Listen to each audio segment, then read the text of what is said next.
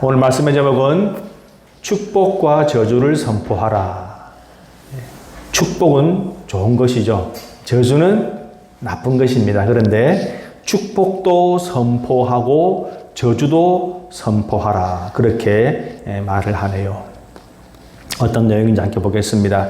여러분, 인생은 매 순간 선택의 연속이다. 그런 말 많이 하죠. 우리가 이렇게 하루에 일어나서 어떤 신발을 신을까, 어떤 옷을 입을까, 저도 오늘 아침에 넥타이를 뭘 맬까, 혹시 이거 지난주에 맨 건 아니겠지, 그런 생각하면서 선택을 했습니다. 우리가 식당 가면은 짜장면을 먹을까, 짬뽕을 먹을까. 근데 꼭 선택하고 나면 다른 게 더 맛있게 보이고. 여러분, 그렇습니다. 우리가 항상 선택을 할 때, 학교나 직장이나 사회에서 선택을 할 때 최상의 선택을 하려고 노력을 하죠. 그죠? 그런데 살다 보면 그것이 최상의 선택이 아니라 최악의 선택일 경우도 있습니다. 우리가 신중하게 선택을 하지만 잘못된 선택을 하기도 하죠. 우리가 잘못된 선택을 하는 이유가 무엇일까요? 우리가 대학을 진학을 하거나 혹은 직장을 구하거나 아니면 결혼을 할 때, 결혼 상대를 찾을 때도 우리가 선택을 하게 됩니다. 그런데 나는 정말로 최상의 선택을 하고 싶은데 잘못된 선택을 하는 이유가 무엇일까요? 그 결과가 어떨지 모르기 때문이죠. 그죠? 여러분, 결과를 안다면 당연히 우리는 최상의 선택을 할 수 있을 것입니다.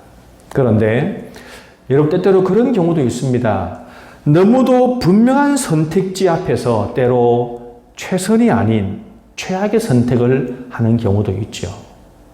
비근한 예를 들면은 우리 술이나 마약 같은 거, 그죠? 그거 하면 나중에 결과가 너무도 나빠진다는 것을 누구나 다 잘 압니다. 그런데 왜 빠질까요? 왜 그 선택을 바꾸지 못하는 것일까요? 그럴 때 참으로 안타까운 그런 경우가 있는 것이죠. 지금 모세가, 오늘 이 본문은 모세가 한 이야기인데 지금 모세가 걱정하는 것이 바로 여러분 그런 상황입니다. 너무도 결과가 분명한 선택지가 있는데 이 올바른 선택을 할 것이라는 확신이 없는 거예요. 지금 이제 이 모세와 그 백성들은 어디에 와 있습니까? 요단강 동편에 와 있죠. 그들은 이제 광야를 떠나서 요단강 동쪽을 타고 올라오면서 왜 올라왔는가 하면 이제 이 가나안 땅이 있는데 이 가나안 땅의 중심부로 딱 진입을 해서 위와 아래, 이 남북을 이제 분리시키려고 하는 겁니다. 그 안에 물론 부족들이 서로 다른 부족이지만 외적의 침입해 오면 서로 힘을 모을 수 있기 때문에 가운데를 치고 들어가서 이제 남쪽을 점령하고 위쪽을 이제 점령을 하면 되는 겁니다. 그런데 이제 요단강을 건너가면 이제 전쟁이 시작되는데 모세가 지금 가슴을 치며 안타까워하는 것이 바로 무엇인가 하면은 자신이 요단강을 건너지 못한다는 거지요. 하나님께서 너는 여기까지. 여러분, 하나님이 부르시면 가야죠. 아무리 좋은 것이 있고 아무리 해야 할 일이 많은 것 같지만 하나님이 부르시면 가야 합니다. 여러분, 모세는 얼마나 가고 싶었을까요? 이 40년이라는 세월 동안 그 가나안 땅만 바라보고 살았는데 가나안 땅 앞에서 자신은 못 간다.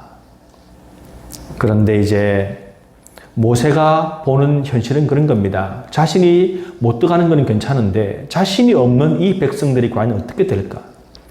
이제들이 요단강을 건너가서 이제 전쟁을 시작하면은 그 이후에 이런데 장장 7년에 걸친 전쟁을 해요, 여러분. 7년이면은 짧은 세월이 아니죠.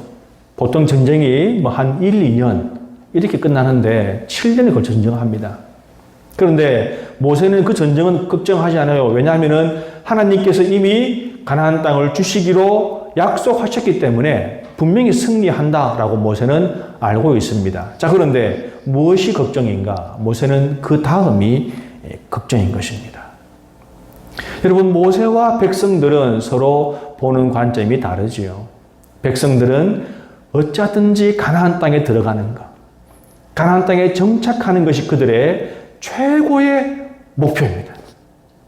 그런데 모세는 그게 아니죠. 모세는 전쟁은 안중에도 없고 그 다음을 생각을 하는 것입니다.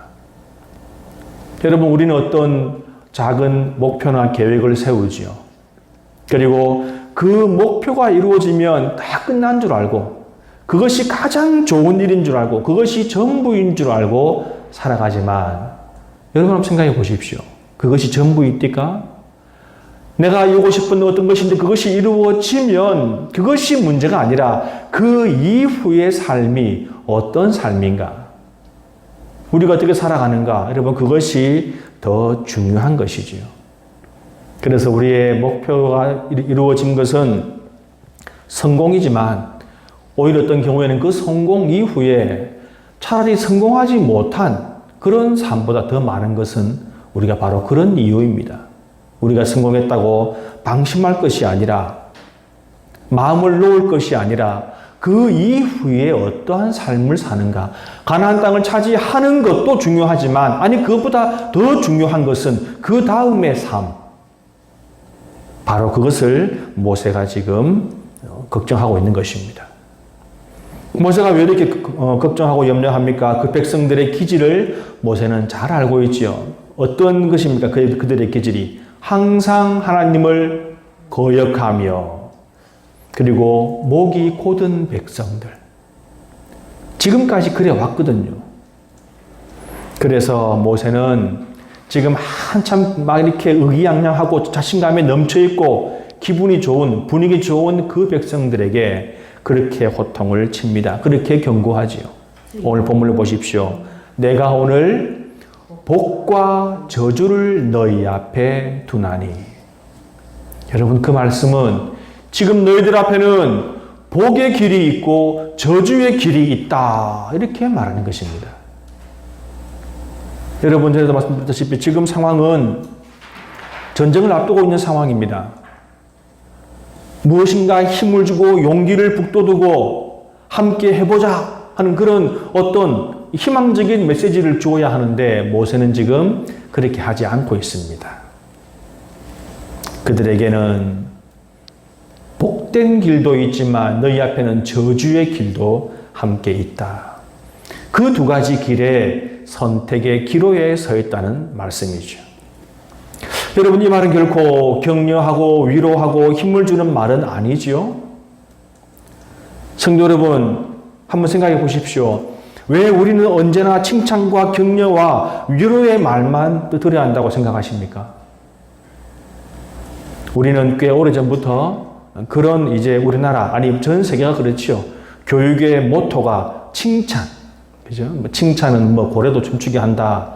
그런 책을 비롯해서 여러분 칭찬이 우리 교육의 모토가 된 그런 상황에 지금 끝무렵쯤에 지금 우리가 여러분 와 있습니다.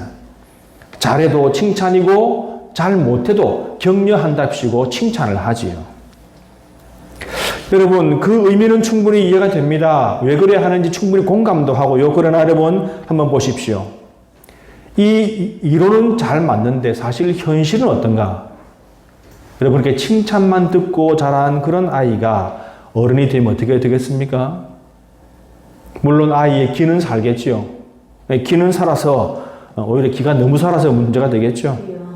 여러분 책망이나 교훈을 수용하지 못하는 그런 사람이 되어버렸습니다. 평생 너 잘한다, 너 잘났다 칭찬만 듣고 살았는데 어느 날 커서 보니 너 이게 뭐야? 너 그것밖에 못해? 여러분 그런 말 들어보십시오. 두 가지 반응이 나오겠죠? 한 가지 반응은 와르르 무너지는 것. 그것이 아니면 반발. 내가 뭘? 여러분 그것이 바로 칭찬만 듣고 자란 세대의 그것이 부작용입니다. 여러분 지금도 직장에서 좋은 직장이라고 사람들이 많이 들어가는데 그 가운데서 40%가 넘는 아니 그 S모 대그룹도 여러분 40%가 넘는 사람이 10개월 이내에 다 나온다고 합니다. 그 남아있는 사람의 80%가 넘는 사람이 1년 이내로 그만둘 각오를 하고 다니고 있다라는 것이죠. 사회는 세상은 직장은 그렇게 칭찬해 주는 것만은 아니거든요. 가장 먼저 들어가서 하는 게 무엇입니까? 꾸지람 듣고 잘못한 거 지적받는 것 아닙니까? 그걸 견디지 못한다는 것입니다. 여러분 지금 모세가 하는 말은 무엇인가? 너희는 항상 하나님을 거역했고 너희는 목이 곧은 그런 백성들이야 라는 말은 그들의 길을 죽이려고 하는 말이 아닙니다. 그 말 뜻 안에는 무엇입니까? 너희를 돌아보고 잘못을 바라보고 반성하고 바른 길로 나가라는 것이지요. 그런 교훈이 담겨 있는 것입니다. 그와 같은 맥락에서 오늘 이 모세가 칭찬과 더불어 저주에 대해서 말하고 있는 것도 여러분 마찬가지입니다. 복받는 인생이 되는 길과 저주받는 인생이 되는 길, 이 두 가지를 그들 앞에 놓여 있다라는 이 말은 무엇입니까? 이제 이것을 너희들이 선택해야 할 시간이다. 여러분, 모세는 지금 어떤 마음일까요? 에라, 둘 중에 아무거나 선택해라. 그런 마음이겠습니까? 아니지요. 정말로 너무도 그 가슴 안에 사무치게도 똑바른 길을 선택해라. 복된 길을 선택해라. 그렇게 말하고 싶겠죠. 이제 백성들이 요단강을 건너기 전에 그것을 선택을 해야 하는 그런 시기가 왔다는 것입니다. 모세는 그것을 백성들에게 분명히 심어주고 확답을 듣고 그리고 이제 하나님께 가고 싶은 그런 마음인 것입니다. 여러분, 선택이 얼마나 중요한지 그죠? 우리가 살면서 그렇게 느낍니다. 선택이 때로 엄청난 결과를 가지고 오지요. 여러분, 세계대전, 세계 제1차, 2차 대전들이 물론 그 밑에 깔린 것은 많지만요. 그 엄청난 큰 이 세계대전이 사실은 시작은 아주 뭐 별것 아닌 것에서 시작이 돼요. 그냥 단순히 외교적으로 감정, 물론 이렇게 1차 대전은 이렇게 총을, 왕족을 총을 쏘는 그런 일 때문에 시작됐지만, 여러분, 선택이 대단히 중요하고 그 뒤에 역사를 많이 바꿉니다. 우리 성경에도 보면 그런 내용이 나오지요. 우리가 잘 아는 대로 다윗의 아들 솔로몬 때까지는 아주 영광의 길을 걸어왔습니다. 솔로몬 다음 왕이 르호보암이죠. 이 르호보암이 이제 솔로몬이 집권한 이후에 이제 이 사람이 왕계를 이렇게 이어받자 백성들이 르호보암에게 옵니다. 와서 왕이시여, 솔로몬 때 사실 우리 너무 힘들었습니다. 그때 사실 이렇게 왕궁도 짓고 막 성전도 건축하고 하니까 백성들 끌어모으고 또 세금도 걷어야 되고 하니까 그래서 너무 힘들었습니다. 조금만 좀 풀어주십시오. 좀 경감해 주세요. 라고 그렇게 얘기를 했습니다. 사실 왕이 취임하면 그렇게 하는 것이 원래 원칙이거든요. 그런데 이 르호보암이 두 부류의 조언을 듣습니다. 한 부류는 솔로몬 아버지 왕 때 같이 일했던 연세 많으신 어르신들의 집단에 가서 저들이 이렇게 이야기합니다 라고 이야기를 하니까 그 어른들이 그럽니다. 왕이여, 그것은 맞습니다. 조금 풀어주시고 그들의 말을 들어주시고 그들을 위로해 주십시오. 그렇게 이야기를 하는 것을 들었습니다. 이 르호보암이 또 이제 자기와 비슷한 30대 또래 그 젊은 층에 가서 백성들이 이렇게 이야기를 합니다 하니까 그 젊은 층들이 어떻게 말했는가? 아이고야, 왕이시여, 본때를 보여주십시오. 왕의 강함을 보여주십시오. 처음부터 치고 들어가면 평생 끌어다닙니다. 왕의 무서움을 보여주십시오. 여러분, 이 르호보암은 두 가지 그 조언을 가지고 선택의 기로에서 어떤 것을 선택했습니까? 어르신, 젊은 사람들 이야기. 그래서 백성들에게 웃기지 마라. 우리 아버지보다 내가 더 독할 거다. 이렇게 이야기를 해버렸습니다. 그래서 결국 백성들이 르호보암으로부터 등을 돌리죠. 이제 우리는 다윗 왕가와는 끝났다 하고 등을 돌립니다. 그래서 북이스라엘이 생기고 남유다가 이렇게 갈라지게 된 것이죠. 하나의 민족이 두 나라로 갈라진 겁니다. 여러분, 이들은 힘을 합쳐도 살아남을지 말지한 그런 아주 약한 민족이에요. 근데 두 개로 쪼개졌죠. 그 결과 북이스라엘은 100여 년이 208년 만에 결국 멸망해버리고 맙니다. 계속 시달리다가 민족 자체가 사라져버리죠. 그로부터 130년 지난 뒤에 남유다까지도 이제 멸망해서 그 이후로는 한 번도 자신들의 국가를 세운 적이 없었습니다. 여러분, 이렇게 선택의 결과에 따라서는 이런 엄청난 일이 생기는 것이죠. 만약 그들이 다른 선택을 했다면, 나라가 하나로 유지가 되었다면 그나마 더 강력한 국가를 이루었을 것입니다. 여러분, 이 르호보암은 이렇게 될 줄 몰랐겠지요. 자신의 선택이 이런 것을 가져올 줄 몰랐습니다. 자, 그런데 오늘 이 본문 가운데는 복을 받는 경우와 저주를 받는 경우가 그 경계가 애매모호한 것이 아니라 너무도 명확하게 그것에 대해서 말하고 있지 않습니까? 즉, 선택의 결과를 잘 보여주고 있지요. 오늘 본문의 27절과 28절을 한번 보십시오. 너희가 만일 내가 오늘 너희에게 명하는 너희 하나님 여호와의 명령을 들으면 복이 될 것이요. 너희가 만일 내가 오늘 너희에게 명령하는 도에서 돌이켜 떠나 너희 하나님 여호와의 명령을 듣지 아니하고 본래 알지 못하던 다른 신들을 따르면 저주를 받으리라. 여러분, 지금 모세는 여러분 이 말을 처음 하는 것이 아니라 이 신명기에 들어서부터 지속적으로 한 말입니다. 여호와의 명령을 따르면 살 것이고 복받을 것이고 윤택해질 것이고 아니면 너희는 망할 것이다. 여러분, 그 얘기를 지금 또 하고 있죠. 여러분, 지속적으로 반복되는 구절이 바로 이것입니다. 여러분, 뒤에 또 나와요. 채 한 페이지가 넘어가기 전에 또 나옵니다. 여호와를 바라보면 너희가 살 것이다. 여러분, 이렇게 여러 번, 이렇게 명확하게, 이렇게 복과 저주의 길이야 라고 이렇게 말을 함에도 불구하고 잘 들을까요? 안 들을까요? 참 사람은 그죠. 여러분, 여호수아를 기억하시죠? 이 모세 이후에 이제 모든 고난을 이어받는 그 여호수아가 이제 그의 삶을 다 하고 이제 그도 죽을 때가 되어서 그 백성들을 보고 여러분 뭐라는지 아십니까? 너희들이 좋아하는 대로 마음에 원하는 대로 신을 택해라.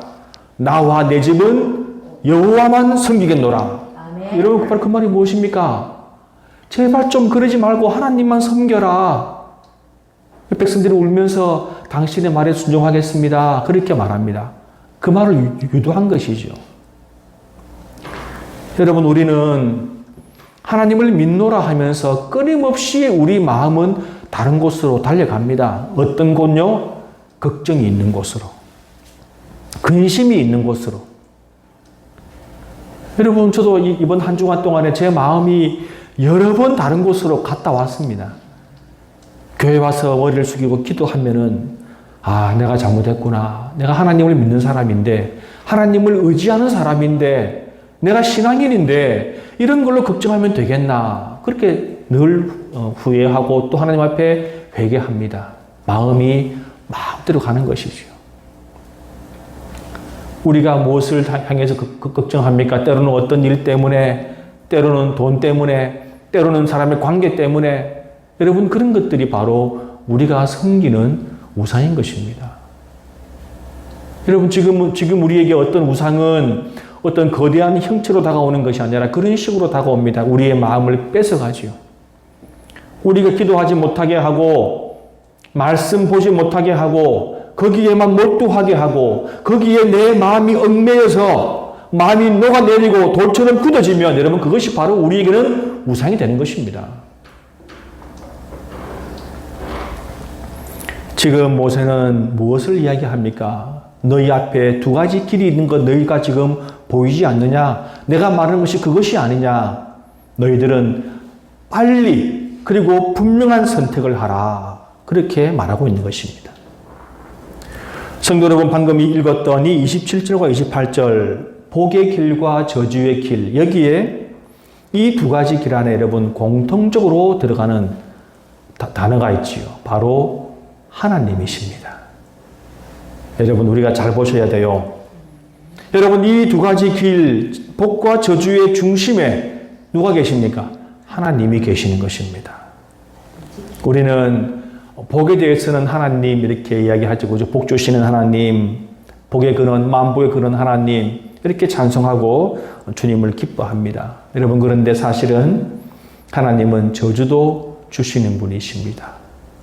여기서 말하는 저주는 무엇입니까? 재앙이요, 여러분, 불행이요, 징계이며 고난이죠. 저주를 주시되 망해라고 주시는 것이 아니라 돌아오라고 주시는 것이지요. 여러분, 그것도 결국 하나님께서 주시는 것입니다. 여러분, 그러나 그 징계와 고난이 비록 우리의 행실을 바로잡고 올바른 길로 인도하는 것이라고는 하지만 여러분, 그 징계를 받는 것이 좋을까요? 안 받는 것이 좋을까요? 당연히 안 받는 것이 좋습니다. 지금 모세는 그것을 걱정하는 겁니다. 결국 저주의 길을 선택할지라도 하나님께서 그들을 바른 길로 인도하시겠지만 그 엄청난 고난과 어려움을 어떻게 한단 말입니까? 여러분, 가장 좋은 것은 불행한 일을 당하지 않고 좋은 길을 가는 것이지요. 그래서 여러분이 모세는 그 백성들에게 듣기 좋은 복에 대해서만 말하는 것이 아니라 저주에 대해서 함께 말씀하지요. 여러분, 실제로 그런 분들도 있습니다. 하나님께서 벌 주실까봐 굉장히 조심하고 두려워하는 분도 있습니다. 여러분, 그것이 과하면 문제가 되지만 사실은 그것도 나쁘지는 않습니다. 우리가 아무 생각 없이 이렇게 우리가 죄를 범하는 것보다는 하나님이 두려워서, 하나님이 무서워서 죄를 저지르지 않는 것, 여러분, 그것도 역시 나쁜 것이 아니에요. 우리는 너무 그 무서운 하나님을 자꾸 잊어버려서 그것이 문제가 되는 것이죠. 복에 대한 말은 그 길을 따르라고 말하는 것이고, 저주에 대한 말은 그 재앙과 불행의 길을 미리 알고 피하기를 바라는 그런 마음이지요.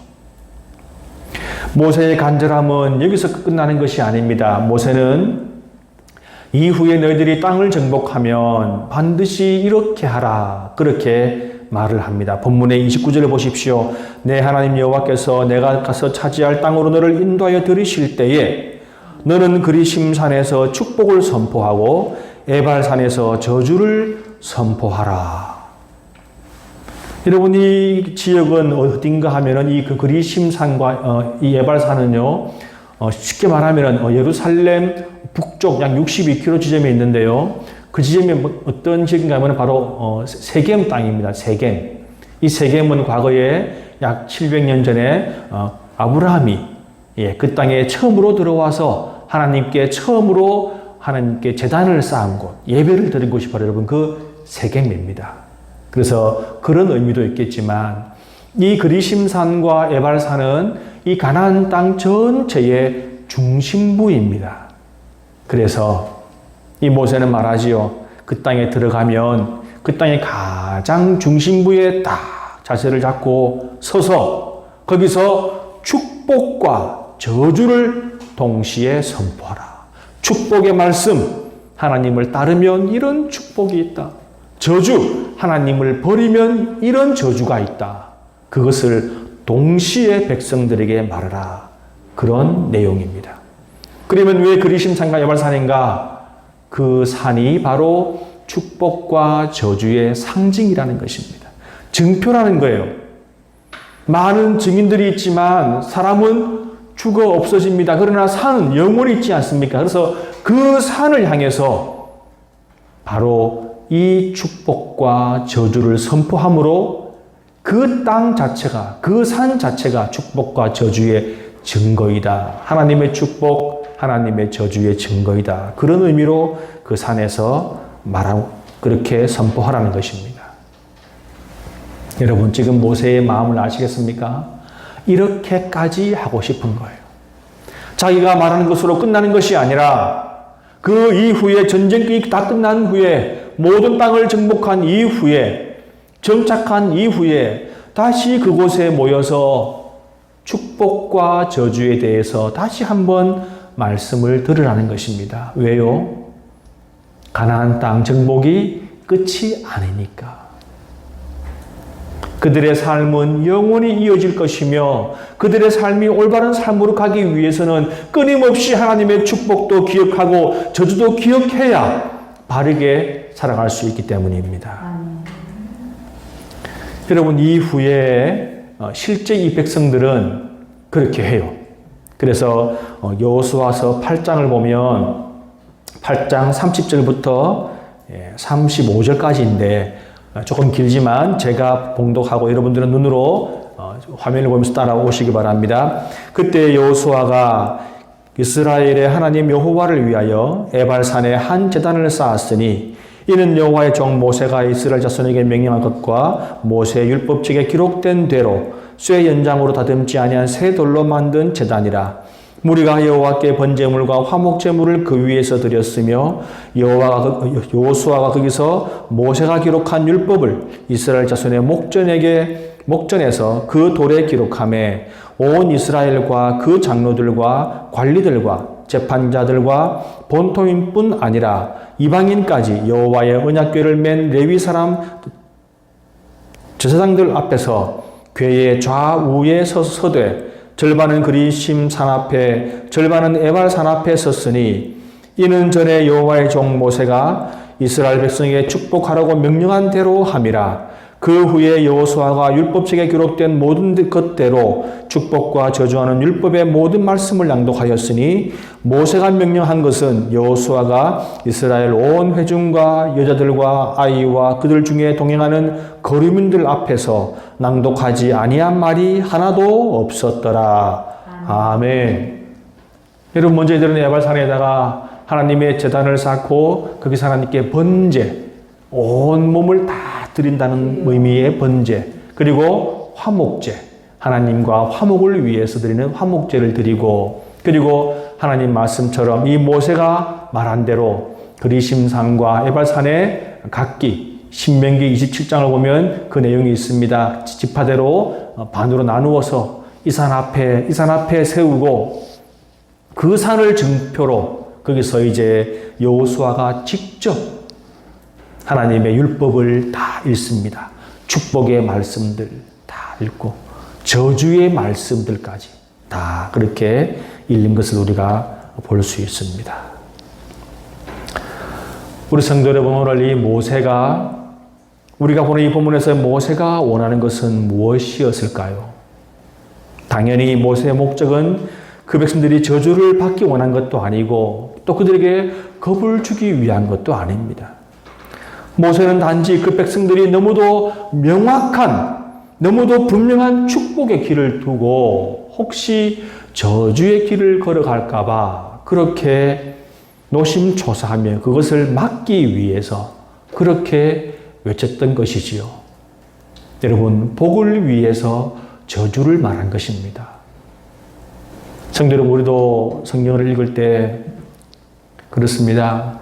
축복의 말씀을 읽으면 참 우리가 마음도 좋고 위로가 많이 되죠. 그런데 또 반면에 저주의 말씀을 보면 참 마음이 불편합니다. 그죠? 그러나 여러분, 그것이 다가 아닙니다. 그 저주의 말씀은 어디로 가기 위한, 우리를 축복으로, 복으로 내보내기 위한, 여러분, 바로 그것이 이 저주의 말씀인 것입니다.